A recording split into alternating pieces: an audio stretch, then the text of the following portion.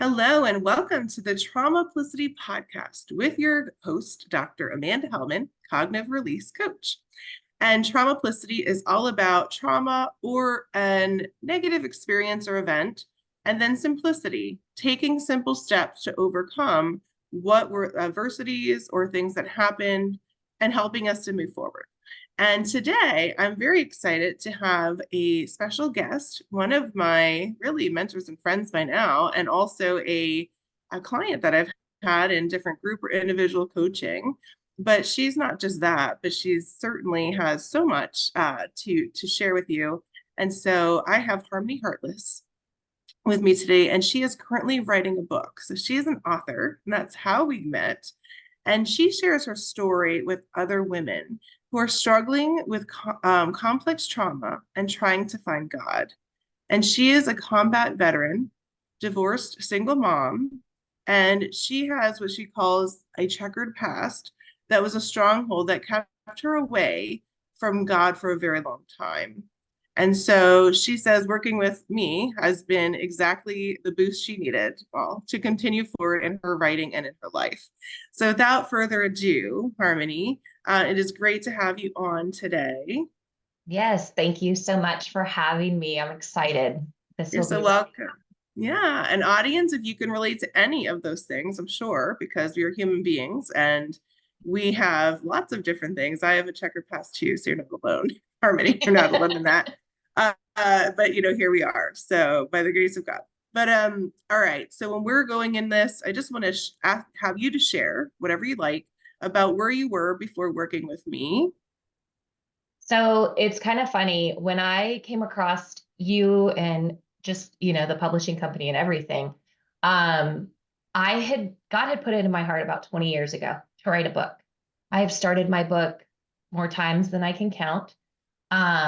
It gets so far, then it stops. It gets so far, then it stops. And it was, through this journey that I've been able to realize all of the different pieces that I needed to reconcile to be able to write about my life and everything. I mean, granted, my book is going to end up being fiction that has a basis around my life, but obviously it's a little bit easier to write um, when you're a little bit more removed. So it's been great though, working through that process. But that was the biggest piece, I think, was knowing that this is what God has for me, but I was not in a place to write from healed versus hurt. And I think that was the biggest thing is I kept trying to write from hurt, and that's why I couldn't.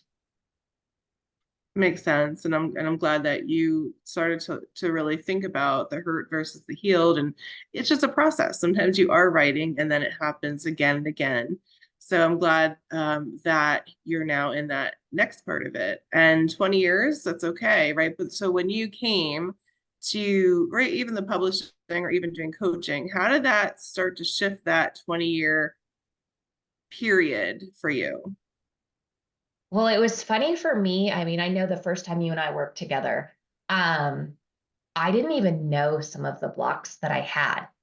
And so it's funny how, God puts people in your life to be able to work through different pieces of different things. And I felt like I had worked through so many different things, but there were things I didn't even realize that I had been holding on to, that as we went through different, whether it be the individual or the group settings, as we went through different things, it was like God kept revealing to me, oh, here's a piece of the onion you need to peel back. Here's another piece you need to peel back. And it's just been an incredible journey to work through all of that. And it's interesting to see as you work through it, especially complex trauma. I mean, this is Mhm. definitely, I've got more layers probably any human should sometimes, but it's been really good. And I think that was my biggest realization, was knowing that there were so many pieces that I hadn't even scratched the surface of. Sure, sure. That's good. So I know you've talked about some of the coaching, but what was one of the most important sessions that impacted you and your brain, like rewiring your brain and thinking?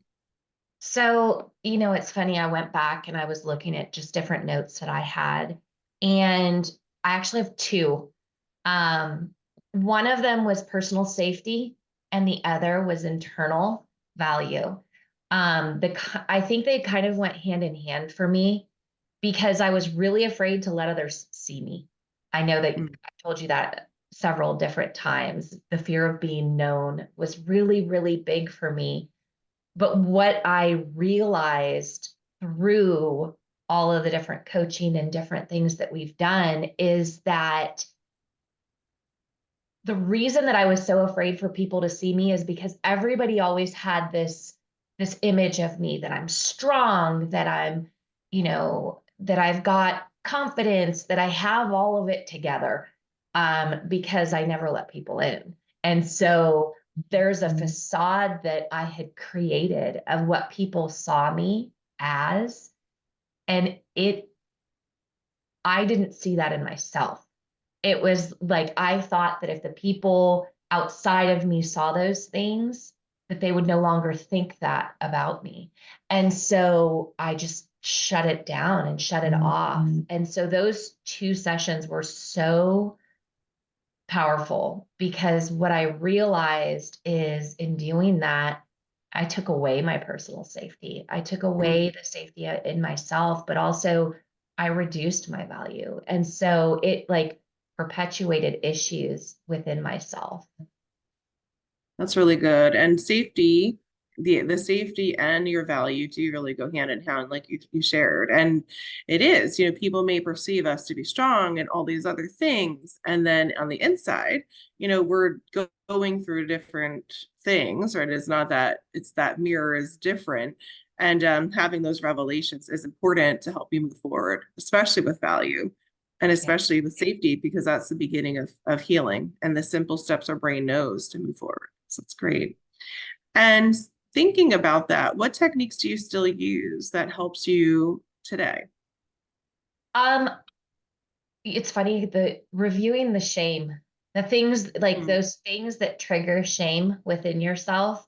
That was a huge thing for me because I'm one of those people, like when I make a mistake, I'll replay it a million times in my head.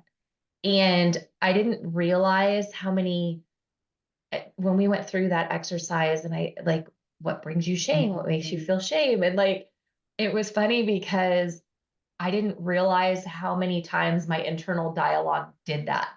Mm-hmm. And it was like, nobody else is thinking this but you. And so Yeah, it's that reminder of just stop. Like that's not reality. And so I've still, obviously I tell people all the time, you can't fix what was broken over a lifetime in a day. So you can't go into, fixing your trauma thinking you're going to fix it in a small amount of time and that it's one time and you're done. Oh, look, I've done this. We're all done. And, that you have to give yourself grace. You have to give yourself those moments. And so having that stuff available to you and knowing when to take that step back and saying, no, no, no, we're not going to reset into that mindset. We're going to go back into the more positive mindset and into where we're looking at more reality versus trauma. that's good. And I love that you shared that, it takes time. It takes time to Yeah. uncover and unpack things. And what I also love is that you're not alone in this. I think actually a lot of people don't realize how much we do this, but you talked about what I call spinning.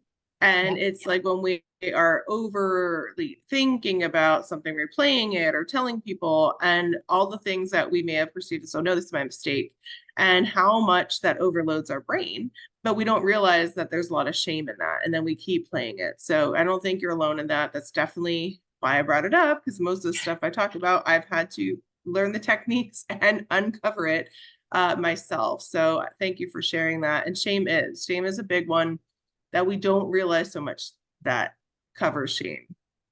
So I want you to think about your goals, vision, thinking, and relationships. So after coaching or even during it, how has that helped you in that area? one of the things that when I thought through this, I've put different boundaries on certain relationships in my life. Um, a lot of the time when you've had people in your life for a long time, whether they be family, friends, colleagues, whatever the case may be, if they've been in your life for a really long time, sometimes we allow behaviors different than we would new people in our lives.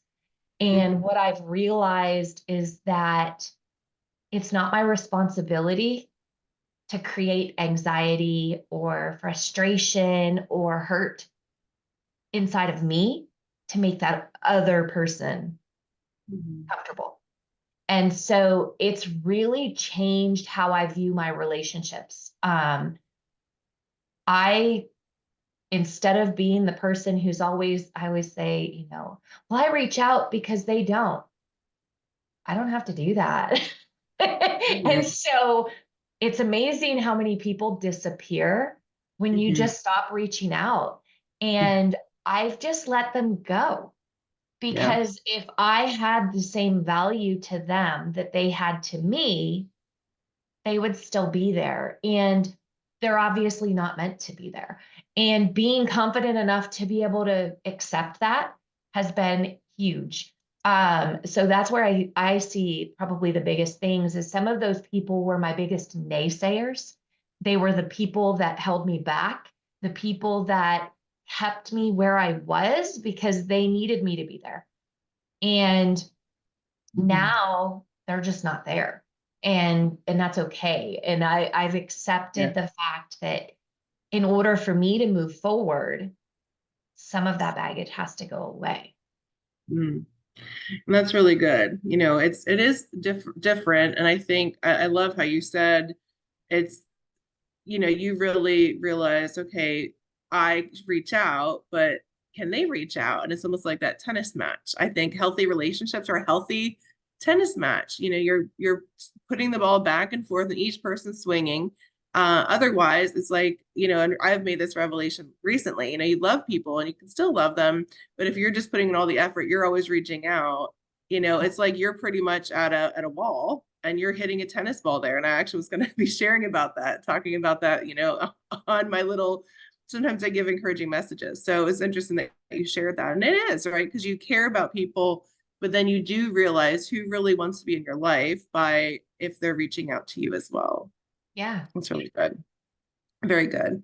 And so that changed your relationships, it changed your value, knowing your value and what you want and what you consider healthy for your standards and people in your life. And not having the naysayers, right? Having people that will encourage you just like you encourage others. So I did want to have an opportunity for a moment, if that's okay, to just really highlight you. So I know we've been talking about some coaching. I'm really honored that you came on. I enjoy everything about you, Harmony. You're amazing. And just to, highlight you. So you said you're writing a book. I know Yes. that you're still in the process, but there may be people in the audience that relate to you and perhaps even what you're going to share. And Mhm. perhaps we'll have to bring you on later when you actually do launch just to see where you're Yes. at so people can get to know you. But one thing I do is I always have a way of contact and it's based on what you want. So we'll certainly, have you share that and we'll have it on here. But, whether it be email or, website or whatever you would like, for people to contact you if they have questions after this, because we will have, certainly those of you in the audience, let us know if you have questions for Harmony. But tell us a little bit about your book and perhaps your audience, if you have that a little bit. Yeah. So mine is going to be targeting women veterans, mostly that have experienced trauma of some sort. It doesn't necessarily have to be combat trauma because my life has way more than just that. And so it is really going to be the women that have experienced military life. Those are probably going to be the women who relate the most to my book. Um, I grew up in the Northeast, so it's going to definitely resonate more with my Northern ladies. But really just talking about that transition of life from moving from a small town in the Northeast and then going out into the world and then experiencing that trauma and living life far away and not having family and support close to you and not having um, consistency in your network of people and what that looks like. I mean, that's a really lonely place to be for a really long time. And like I said, my checkered past is definitely something that will be highlighted throughout the book. And it's funny, I'm going to probably end up with a series more than just a book because Mm. it's getting to be a little lengthy, I think. And Mhm. so I'm going to end up having to figure out how to naturally break up certain pieces into a multiple book series just to make it flow a little bit better. Um, but really, that's going to be the highlight of the things that women experience that are different than men. As a woman veteran, it is a little bit different. I have a lot of friends who experienced military sexual trauma. Thankfully, I'm not one of them, but it's still something I went through with a lot of the ladies in my life that have been. So, I call them, you create trauma bonds. And, that's a very common term that people hear, but you create trauma bonds with a lot of those people and you don't realize it at the time. And so even some of those are some of the women that I've had to let go of in my life. And that hurts because when you trauma bond with people, you bond Yeah. and you're broken. And so those bonds are really, really deep seated within yourself. And so that's definitely something I think is going to resonate with a lot of the readers that come across my book. Um, and talking through how God's kind of removed those strongholds and removed those things and how freeing that becomes. I think that's the piece that people can find hope in. Mm-hmm. Um, I know I needed that and being able to find things to read and people to reach out to that have been there and are on the other side. And just being able to see that there is that hope. So, That's really exciting. That's great. Well, thank you for sharing that. And those of you in the audience, if you have questions about that, many of you are probably like, oh, I can't wait to read, especially if you're in the Northeast, as she said, or you transitioned, and, moving. And also, you may just relate to someone who's been in the military. You might have that background, but different. And Harmony brought up trauma bonds, and that is an important thing. And we talk a lot about what trauma bond is, but trauma bonds are very interesting because they're very complex, and that it could be a trauma bond from a sexual trauma that happened. It could be a trauma bond from relating and having similar trauma happen to you. It could be a trauma bond from you having similar traumas, right, or negative experiences happen. And so you're just needing someone that understands you. And actually, in fact, this isn't the one for it, but I would say a lot of people, I would say probably maybe even over half the population of people married or in relationships are actually, in fact, in a trauma bond, which is yeah. codependency or traumas or having yourself in a place where you're both unhealed, yet you think it's a great love story, but you're both yoked to your trauma and to your pain and to both having the same pain points. And that's not an easy one to unpack because it's usually blindsided, right, to people who think it's love, but it's not. And so that's a big one, to unpack. But certainly, anyway, maybe that'll be one of my books. Add Well, it and to the that was my list. marriage. You just described my marriage. Mm. Hence the divorced Okay, part of okay. it. So no, you Yeah, had it on the head. And that's definitely something that, it's partially why I'm doing fiction so that I can mm-hmm. embellish different areas. So, my daughter shares both of her parents. She doesn't need to know which parts are real and which parts are not. Sure, Um, sure. and that was important to me, and that's why I shifted to fiction versus really a memoir type thing.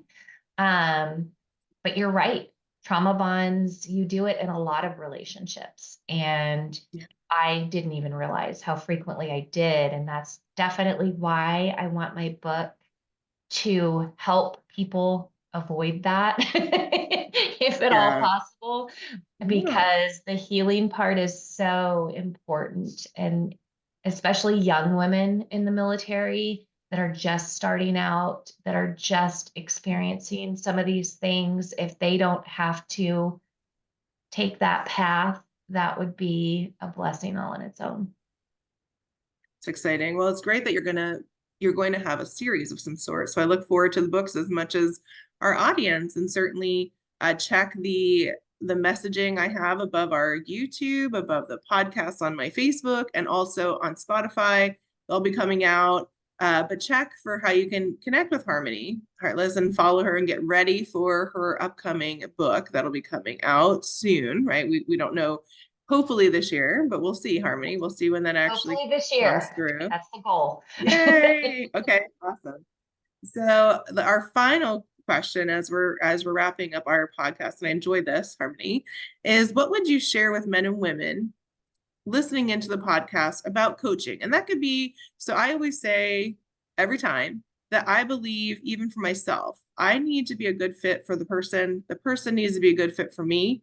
And so with coaching, because it's like you're having I always say I want a loving, safe, and people to be heard and seen.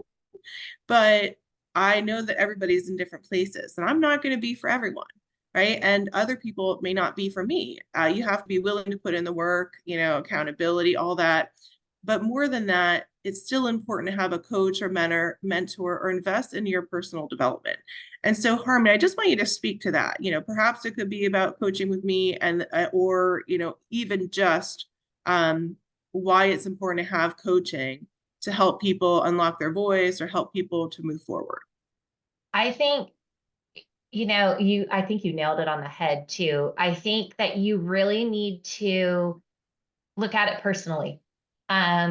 What works for one person doesn't work for everybody. So if you have sought out coaching in the past and it didn't work, what were the things that were the good things and the bad things, so that as you continue that journey and continue to look for somebody, what you need and what works for you. Coaching to me is absolutely necessary. It is something that helps you see the things that become your own blind spots.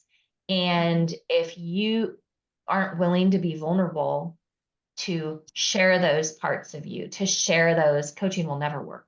I mean, I hate to be that blunt, but but that's just a reality. You have to find the people that create that environment of trust and the environment of being able to be vulnerable, whether they, be a therapist, a coach, a friend, whatever the case may be. But it really is what helps you process things. It helps you realize the parts of you that you don't realize on your own. And really, it changes how you move forward in life. I mean, it really does. And for me, I've been through a lot of therapy and coaching and different things, but each serve a different purpose in my walk and what I'm being able to release to be able to do something different. And so, sometimes you need multiple layers of coaching, and each serve a different purpose in your life. One could be for a professional setting, one could be for a personal goal, one could just be to survive the day to day. And really knowing that, I always think of it kind of like when you're working out. You don't necessarily work with all personal trainers, because some of them really like CrossFit. Some of them really like weightlifting. Some of them really like yoga, Pilates, group kind of things. Sometimes you have to find the one that works for you the best, or you may have to go to more than one thing to make it work best. And so I always use that kind of as an analogy, because people relate to that easier. But Yeah, it's the yeah. same. Your brain is no different. You've got to work through it that way. I agree. No, I love that. And I do agree. And I think, and that's why, even though I do the cognitive release coaching and I do have a background in counseling, I always tell people, I'm like, you may want to consider doing counseling depending on what your needs are, and then doing the cognitive release coaching, right? Because there are, like you said, there's different needs. And so, coaching is really, I always call mine like a slingshot. It brings you back to propel you forward, asking questions, helping you think about what you're thinking about, but everybody's different, right? You may need something different and you may respond differently. So I love how Harmony gave those analogies. But the most important thing is having the mindset to say yes to it. And a lot of times we hold ourselves back by thinking, well, I don't need it. I still have mentors. I still have coaches. I still have people that have moved forward in the areas that I want to. And that's important. So whatever that is for you, your first step, just think about what you need and try it. Okay.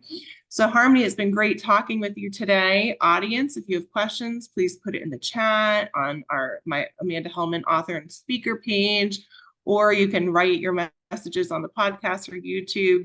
But it's been great. I want to remind all of you that Traumaplicity comes out each week. I have it on Wednesdays at 7 p.m. Eastern Time on my Amanda Helman author and speaker page. You can just check out my podcast every week on the audio one, Spotify, Apple, whatnot. And then also on YouTube, it comes out as a video. So you'll have different modalities based on what you need. But know that you are valuable, you are loved, and you are seen, and you are worthy at all times, and you matter. So we're here to encourage you, and know that you just take simple steps and that'll help you in the right direction. So Harmony, once again, thank you for coming on. Audience, have a great week, and we'll catch you next time. Take care. Bye, everyone. Bye.